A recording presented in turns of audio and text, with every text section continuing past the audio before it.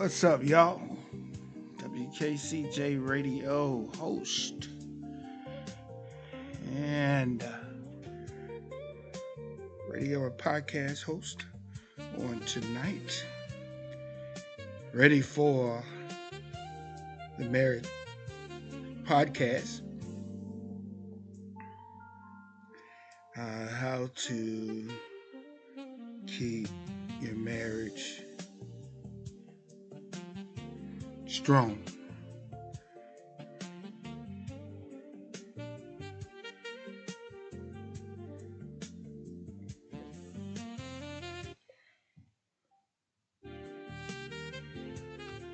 How to keep marriage strong.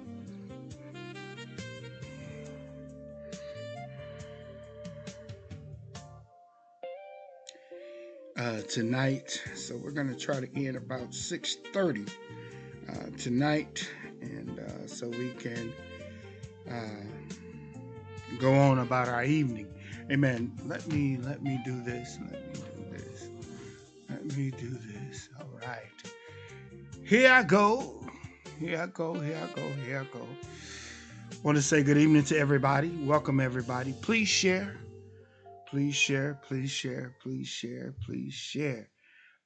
the broadcast and all that. I'm glad to be in the building once again. You know, I got the old famous radio station cap on, Wkcj radio, and we are excited about being in the building once again. Yeah, so have a very good topic to talk about tonight. I try my best to do what I do to make it work. And this is for people that are thinking about getting married, people that are already married and just want to strengthen their marriage. A lot of things that I always say this: marriage is a good thing.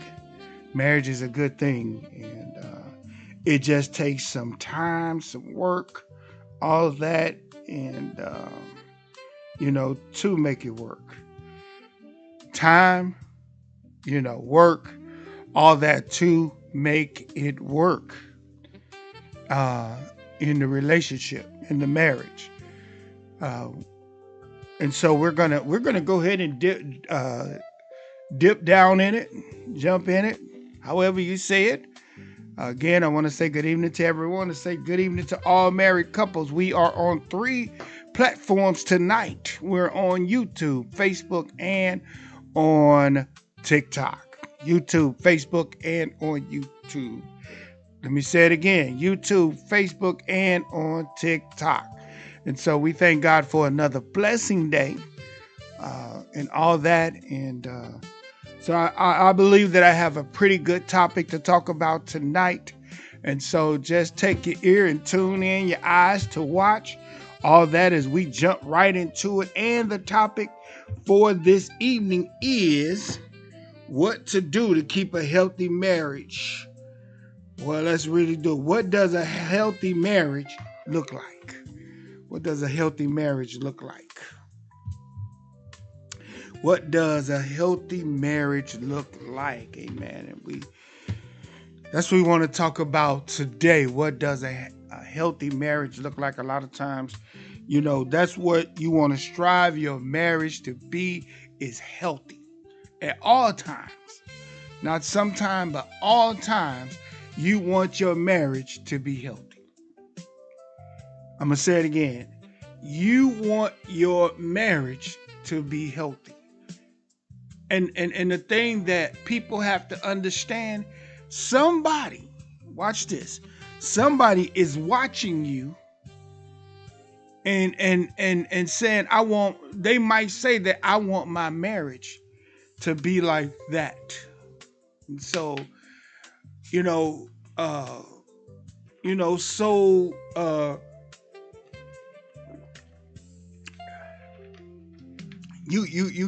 to have a healthy marriage just for the two of you.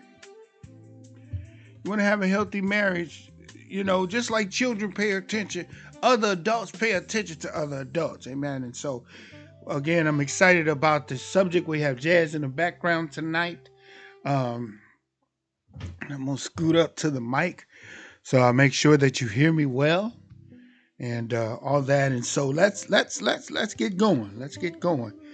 It says, "What does a good, healthy marriage look like?"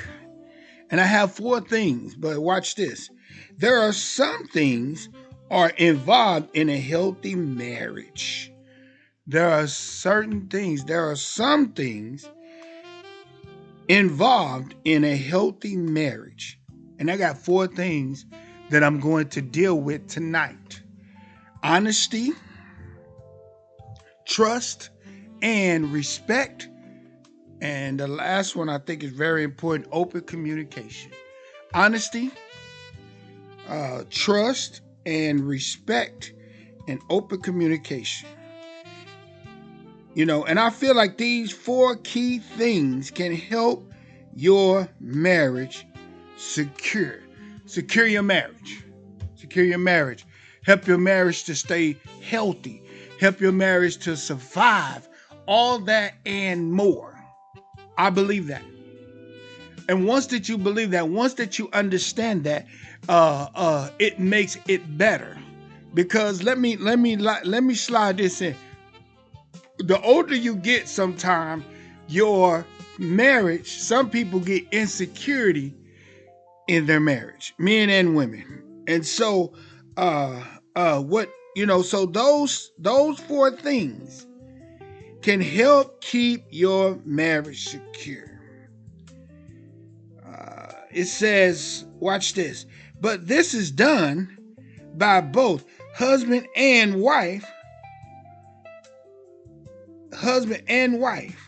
not one person.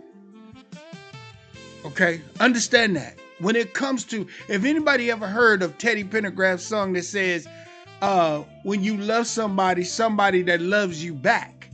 And one part in there he says 50-50 love. Well, this particular subject and topic and these 4 things have to be equal. You got to learn how to be honest with each other. You got to learn to trust each other. You got to have respect for each other. And you definitely have to have open communication with each other. Those 4 things. And there's many more. There's probably 20 more, 30 more, 100 more. But I'm dealing with just these 4 tonight that I feel like can help people inside of their marriage. Okay? And again, it's not one-sided.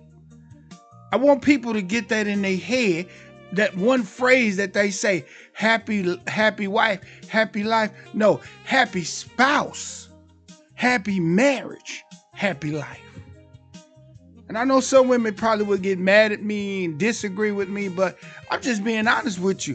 Why not both people, the husband and the wife, be happy? Why the wife just got to be happy? Why can't both be happy? Be happy on holidays. Be happy on holidays. Be happy on anniversaries and things like that. Be happy, period.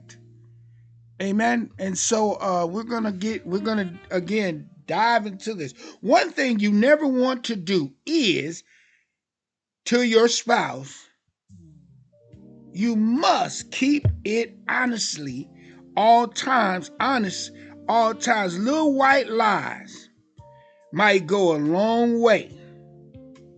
So it's not well to do that. One thing about when you being honest, and sometimes, can I say this? I want to say this. Honesty hurts sometimes. You being honest hurts. And the people that are counseling you, people that sit down with you, they might want to tell you that sometime when somebody tells you the truth or be honest with you, it's going to hurt at times. It's going to hurt at times. And let me tell you something. The thing that you have to understand, how your children would lie to you until you found out the truth. That child had to keep that lie going and going and going.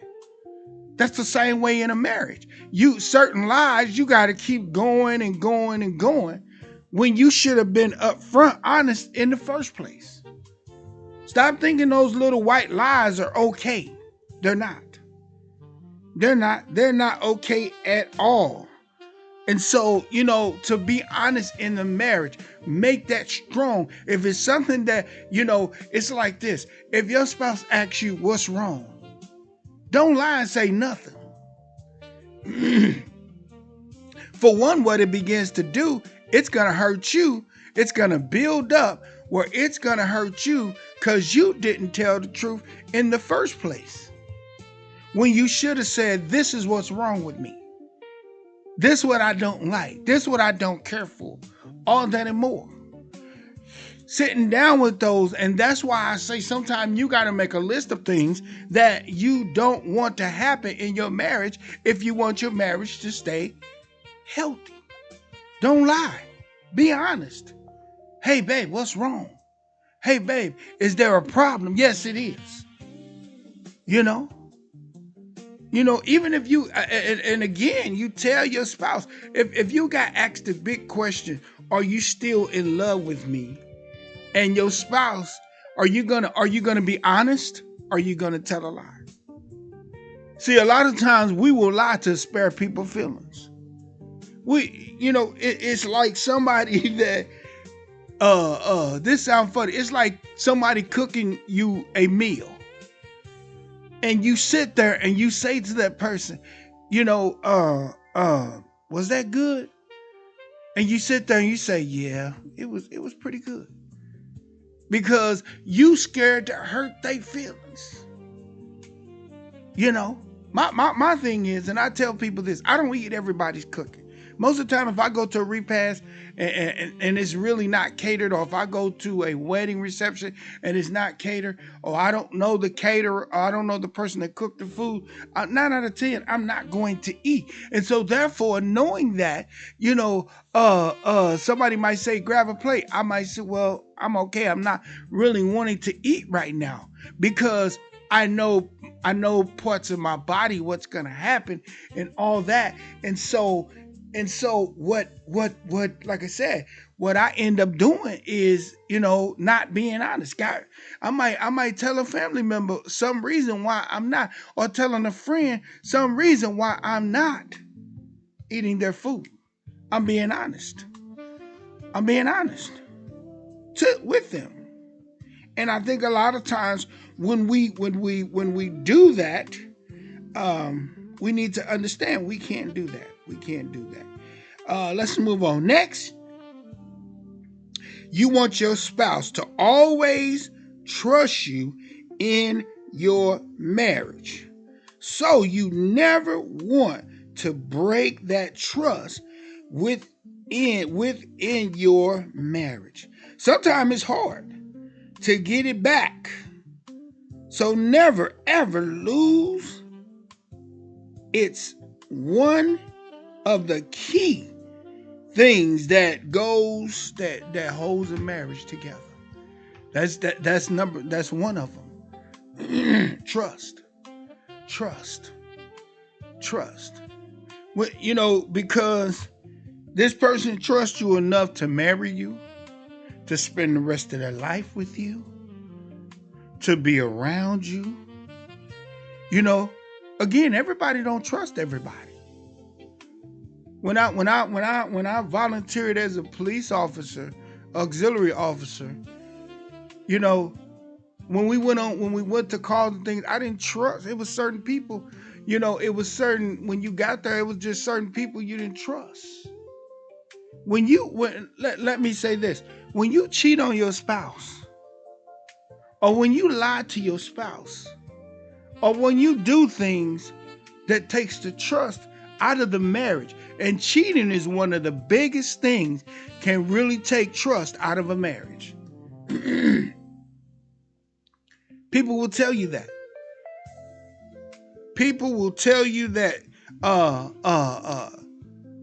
Cheating will really take someone whether it be the male or whether it be the female that does the cheating. And a lot of times people don't realize it, but females cheat too, wives cheat too. Yeah, they do.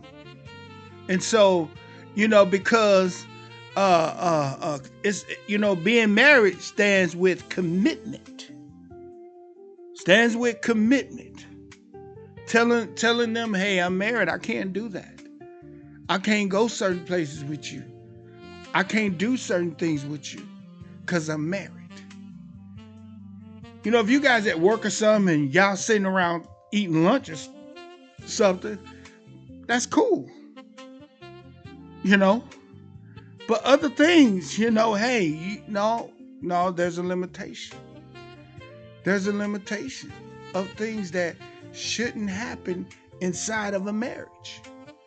And so you never want to lose that trust from your spouse, because either you can't get it back or it's hard to get it back. And it's just like a house that's not stable. When the house is not stable, that house can fall, and now you got to take time to rebuild that house. You got to take that time. You got to take that opportunity and rebuild that house, because that house is falling. So when you cheat, when you do things that take the trust, and now you're dealing with distrust. And so now when you make certain moves, your spouse is saying, okay, who, they might have in their mind. Now, watch this. That's when really insecurity kicks in as well, because now here it is that you done gave them ammunition, and they say, okay, you say I'm going to the store, And don't tell them like you going to the movies or you going out to eat. The first thing they gonna come in their mind, because you done broke the trust, is I wonder who he or she going out with. When you might be just going by yourself. Or you say, I'm going to hang out with my buddies. And since you done broke that communications, that trust, what you gotta do now is do everything in your power to get that trust back. You got to do everything in your power to get that trust back. You got to build that trust back up. So watch this. When you rebuild that house, you got to make sure the foundation is strong. You might have to get better wood. You got to do all this. You might even have to get a different contractor to rebuild that house. That's the same way with that trust. You got to rebuild, and you got to make it solid, because you done broke the trust. You done broke the trust. You done broke the trust with your spouse. And the spouse needs to be honest with you again and say, I just don't trust you. You hurt me. You hurt me in a mighty kind of way, because I trusted you. I gave you my all. I trust that you was going to pay the bills. I trust that you loved me. I trust that you was going to treat me right, and you broke it. It's a lot. It's a lot. And some people have had problem with trust so much, what they begin to do, they begin to even put, like, I've seen people have put investigators out because they didn't trust their mate, their spouse. They didn't. They didn't trust them. So they wanted to take pictures. They wanted the investigator to get videos and all that. Some of that stuff you see on TV is real. And it's devastating. It's devastating to know that your spouse, your husband or your wife is spending time, got relations with somebody else and all that. And y'all got a family. You got a home. Now the distrust has destroyed what you guys built. And now, again, you got to pray and ask God to help that trust come back. And it might take a minute. It might take some time for that trust to come back. Amen. We doing good. We doing good. We doing good. We doing good. We doing good. The next thing we want to talk about is respect. Is respect. Respecting one another. Respecting one another. I've seen couples where I felt like they were disrespecting each other in public. I really didn't see them in private, but they disrespecting each other in public. Watch this. Watch this. If you have your spouse, if you love your spouse, you are going to respect. You never want to disrespect each other privately or publicly. It makes things unhealthy in the marriage. It makes things unhealthy in the marriage. Another thing, I want to add something to that. Never call each other names that is so disrespectful. Whenever their name, whatever their name is, that's what you call them. Please never call them out of their name. Not cool. You are going to run into all kinds of problems. If you do that, you will always keep problems out of your marriage if you help it, if you can help it. Disrespecting each other. You know, a lot of times when couples say they need to talk and they need to have a conversation and all that. Let me tell you something. I will say to the men and the women, when you are married, my first name is Ronald. My last name is Heights. My wife's first name is Karen. Her last name is her maiden name is Cotton, but you know her married name now is Heights. Okay? Watch this. Whatever the parents named them, you don't disrespect them by calling them out of their name. You don't call them things that you shouldn't be calling them. You shouldn't say things that you shouldn't say. Publicly or private or publicly. Because let me say this, the words that come out of your mouth, you can't take that back. You can't take it back. Only thing you could do is try to apologize and then try to fix it. But remember, when it's out there, it's out there. When it's out there, it's out there.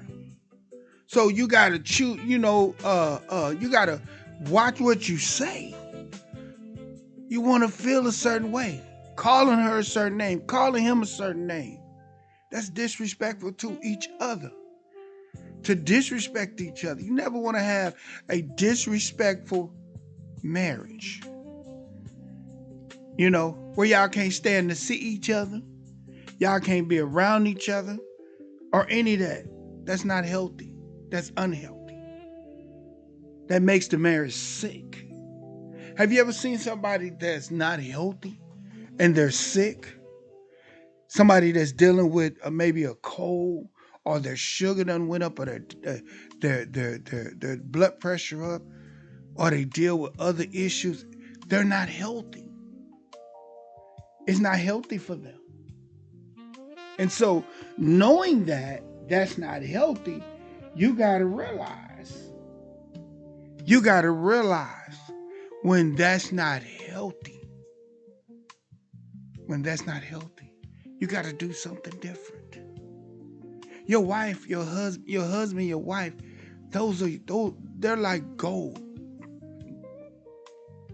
Have you ever seen a woman that when you bought her that diamond ring, she felt special? You know, the man gets his, I'm just using for example, the man gets that nice car he always wanted. He he takes care of it. He respects it. He don't go out there in that car and he just boom. Unless it's a fast car, but if it's a a car but he takes care of it. He makes sure that the oil is in it. He makes sure gas is in it. He makes sure that it's clean. All that and more. Well, that's how you should be about your marriage. Saying, you know what? And I'm going to tell you another thing. You don't allow nobody else to disrespect your spouse. You don't let an outside person disrespect your spouse. And you tell them, you say to them, hey, look, I don't do it, you can't do it. I don't do it, you can't do it. And I'm going to tell you something else. Your children, same way. No, you're not going to disrespect. My children know. My son and my daughter know. And my grandchildren know. Don't disrespect my wife. Don't disrespect my wife. I'm just letting you know, don't do it. I don't do it. Me and my wife, we here lately, we don't argue. We talk about it. We come up with a solution. We pick our times to talk about it. You know what I'm saying? I've seen people be disrespectful through phone calls and texts. No, that's not healthy. First of all, what if you driving and you get so deep into that conversation of y'all disrespecting each other and you forget that you're driving? Now, look what happens. Look what happens. Look what happens. We almost out of time, but look what happens. We're going to go to at least 6:40, but look what happens. Something that could have been avoided. Talk about it. Don't be disrespectful to each other. And we got the last one, open communication. Open communication. Open communication. Open communication. Yep, the last one.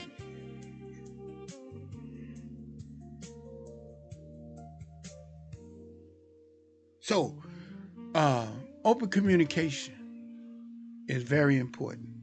I told a young lady a while back, I said, when you and your spouse is talking, first of all, one thing that I want you to understand is when you and your spouse is talking, understand that everybody needs to be heard in that communication, in that conversation. And let me say this, conversation says we got to come up with a solution. Let's just use, for example, if you say, okay, we need to come up who's going to be the dishwasher in the family. Okay, how do you solve that? You come up with who's going to be the dishwasher, who's going to be the person that pay the bills, because if not, you're going to run into problems. You're going to run into situations that you don't want to run into. Open communication says, I'm able to talk to you about any and everything. You're my spouse. You're that person that we committed to each other. My wife always says, you're not that in off the street. You're my wife. You're my husband. You're my husband. You're my wife. You're my spouse. You're a part of me. We're attached to each other. So we need to talk to each other. When there's problems, we need to talk to each other. When there's conversations that really need to be talked about, we need to talk about. And conversations and talk means that everybody's on the same page. Everybody's on the same page. You know, open communication. You know, we're talking about this. We're coming up with a solution. We're both engaging. And guess what? Hearing means you can repeat what I said. Hearing means you repeat what I say. You know, if I say to you, I just don't feel love, don't take that lightly. Or I feel like I'm being disrespected. Don't take that lightly. Don't take that lightly. I feel like you don't listen to me. So what, you know, number one, you might want to repeat it. So you're saying that you feel like I don't listen to you. You feel like I don't pay you no attention. You see what I'm saying? that means you're repeating it and you're engaging with what that person is saying. So therefore, when you having communication time, when you having open communication, other ways of when your spouse come in from work or a long day or whatever, and you just ask them, how was your day? And they might come home with a whole bunch of stuff.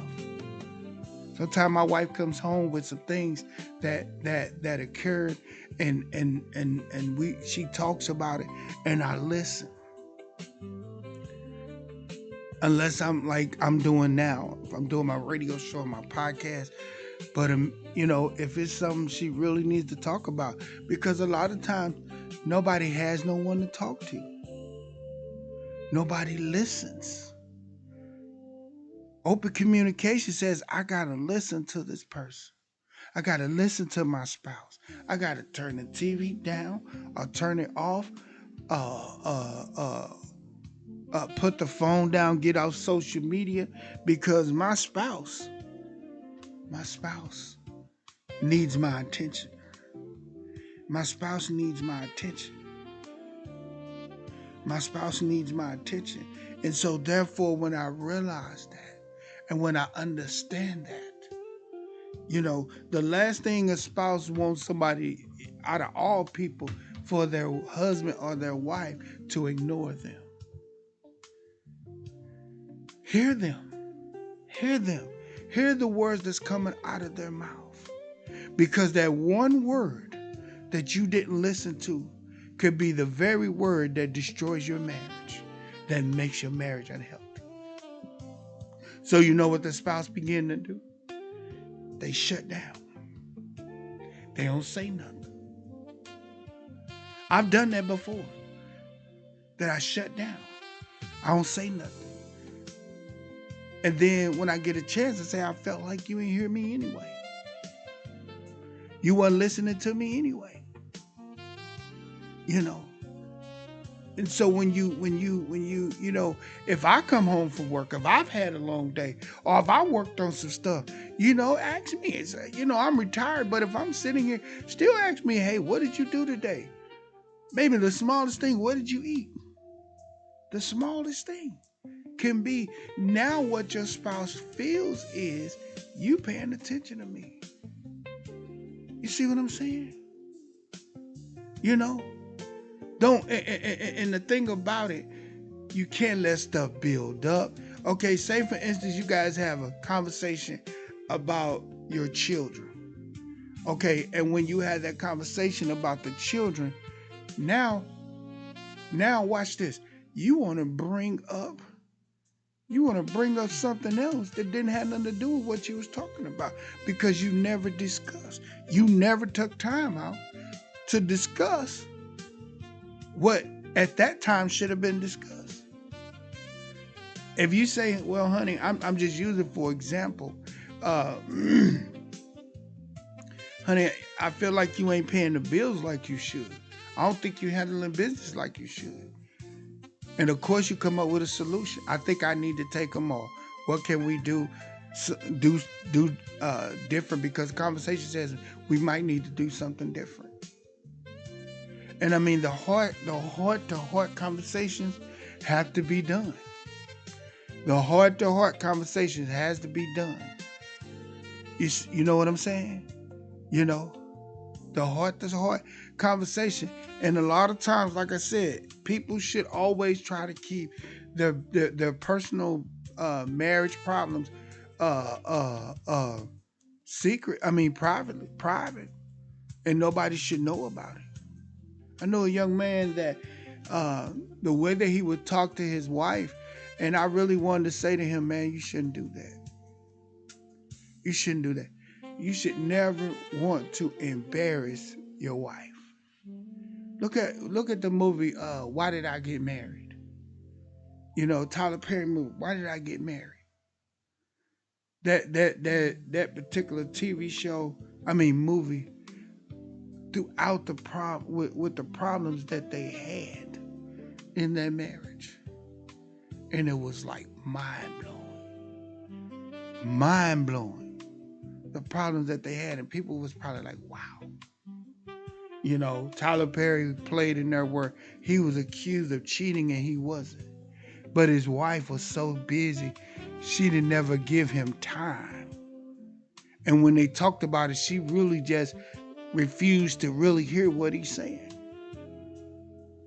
You know, and other couples and things like that. And the one couple, Janet Jackson and her husband, it had got so bad that Janet Jackson came to his job and humiliated him. And he got in his car and he was angry. And he jumped in his car. He had a fast car and he pulled right out in traffic. And a truck hit him and took him out. Could you imagine first of all, the last words that was said? You know? And now she's got to deal with that. And she's blaming herself. That if I wouldn't have done that. Let's wrap this up, y'all. Let's wrap it up. Let's wrap it up for the night.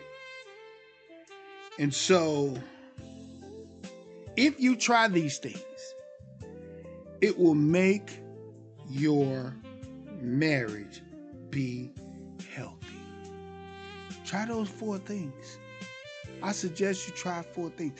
Look for other things that will keep your marriage healthy.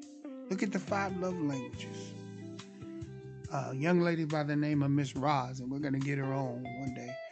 Miss Roz, she did a session where she had the couples take a test before she met with them, and in that session, she had them take this question, and then what it was you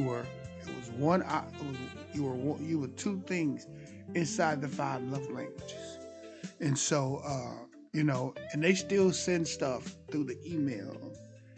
And so, some other things that you can do.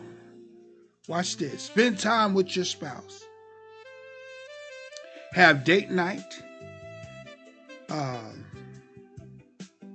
Holding each other in your arms. You know, you watching a movie or something, or just kind of sitting there, you know, because I'm going to say this, some things you can't get back. Some things you can get back, some things you can't get back. So therefore, you know, holding each other in your arms, telling your spouse things they like to hear. Your spouse always wants to hear, hey, babe, you look good. Hey, babe, I love you. Hey, I'm so glad to see you. Those things. And date night. Continue to date your spouse. And date night don't always have to be you got to go out and spend money. Date night even might be where you and your spouse is getting some steaks and potatoes and, you know, maybe cheesecake or something and some tea, you know, or some wine or something that you like, you know, or, you know, grabbing some Chinese food or pizza and you guys grab a good movie and all that. Continue to date. You guys might go to the drive-in. You guys might go to the baseball game or, you know, go out to dinner. You know, that's the way that you keep dating your spouse. Going on a picnic. I told my wife this year, we're going to do a picnic. We're going to do the drive-in. We're going to spend some time with each other because so many times spouses don't do that enough. They don't do it enough. They don't spend enough time with each other. And some spouses, they're like fly by night each other. I remember there was another movie with Tyler Perry in it. Good Deeds, I think it is.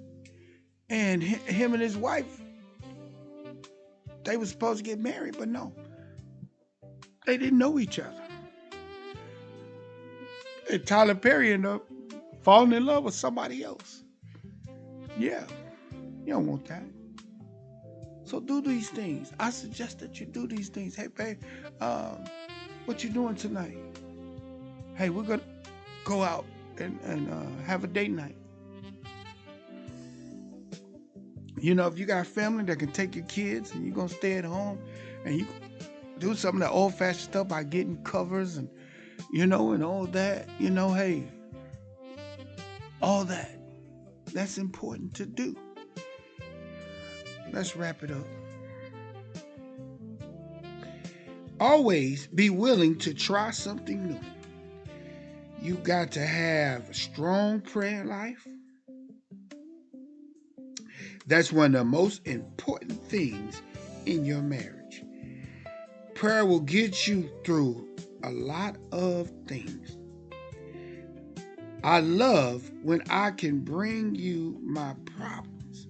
I can bring my problems to God, and He helps me. He will help me out. As being in your marriage are going to run into a brick wall. But thanks be to God. Thanks be to God. I can call on Him to help me. Lord, what can I do different in my marriage? There are so many other things you can use as well that I already talked about, like the 5 love languages and the fruit of the Spirit. You can always use these things. So if you want to have a healthy marriage, please try these things. And the 5 love languages, what you want to kind of take a look at is, where am I weak at and where am I strong at? Where are my strongest points in the 5 love languages? Where are my weakest points in the 5 love languages?